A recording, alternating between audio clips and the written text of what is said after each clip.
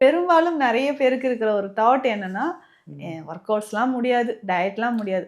இத ஒரு டேப்லெட்டோ இல்ல ஏதோ ஒண்ணு குடுங்க மேம். சாப்பிட்ட உடனே எனக்கு வெயிட் லாஸ் ஆகணும். ஸோ அது நிச்சயமா சாத்தியமே கிடையாது. ஸோ அந்த வெயிட் லாஸ் அப்படின்னு சொல்றது, நெறைய ஒரு செக்மெண்ட்ஸ்ன்னு வச்சுக்கோங்களேன். இப்போ ஹார்மோன் இம்பேலன்ஸ் இருந்தா வெயிட் கெயின் ஆகுது. நீங்க சொன்ன மாரி ஆஃப்டர் டெலிவரிக்கு அப்புறம் வெயிட் கெயின் ஆகுது. மெனோபாஸ் டைம்ல வெயிட் கெயின் ஆகுது. ம். இல்ல வேற ஏதாவது நான் ட்ரீட்மெண்ட்லயோ, இல்ல மெடிகேஷன்ஸ் எடுத்து அதனாலயும் எனக்கு வெயிட் கெயின் இருக்கலாம். ஸோ ம். நெறைய ரீசன்ஸ் இருக்கு. எதனால நமக்கு வெயிட் கெயின் ஆச்சு? ஃபர்ஸ்ட்டு பாயிண்ட் அதுதான். ஸோ ஹார்மோன் இம்பேலன்ஸ் இருந்தா, அத கிளியர் பண்ணா தான் நமக்கு வெயிட் லாஸ்க்கான ரிசல்ட் கிடைக்கும்.